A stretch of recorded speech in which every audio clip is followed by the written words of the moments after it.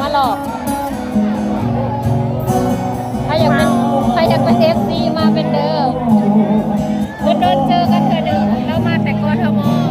พาเรามาหลอกเราพามาหลอกเสี่ยวพามาหลอกสบายดีใครอยากกินเบียร์มาเด้อเสี่ยวใครอยากกินเบียร์มาเด้อสั่นคือสั่งที่ใส่มา3 ก๊ก3 ก๊กบ่สั่นเด้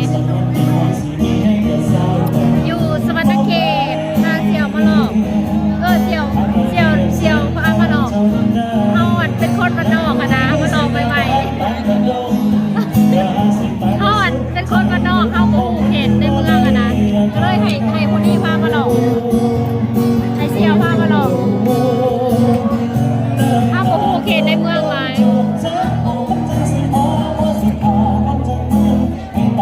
อยากบอกว่าขอบใจเสี่ยวหลายๆเด้อที่พามาเรียน2-3 ก่อนแล้ว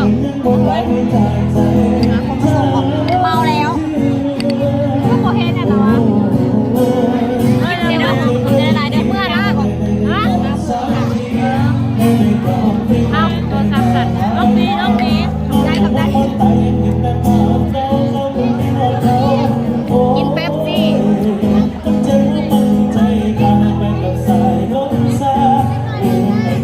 เสี่ยวผ้ามาหล่อเอาคนมันนอกดิแถวเต็มป่า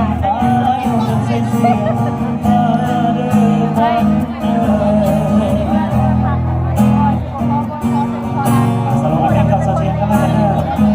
แต่ว่าผู้อยู่เรียกเลยแต่ว่า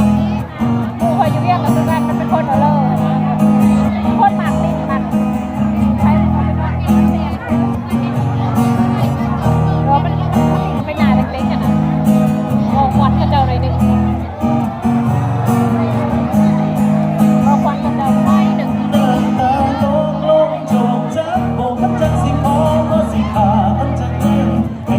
เชี่ยวพามันหลอกเขากินเป๊ปซี่ได้ดิกินน้ำ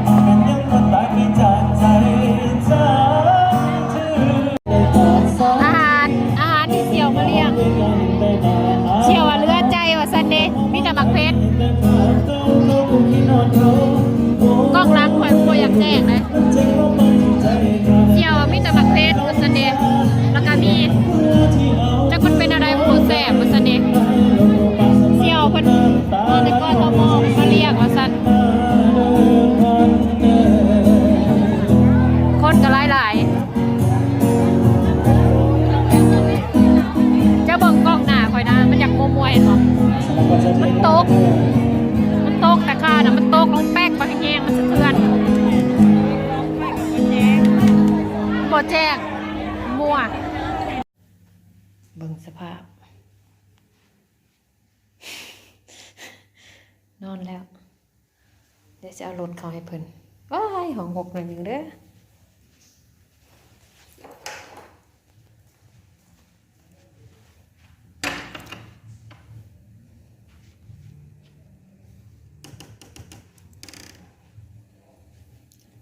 หลังจากกลับมาตั้งแต่ไปเที่ยว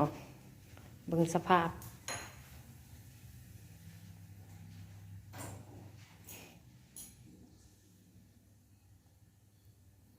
นอนคนใช่เลยหมูกันเลยหลังจากกลับมาตั้งแต่พาหมูไปลินเพิ่นพาหมูไปลินนะถ้าเบิ่งสภาพแล้วเด้อ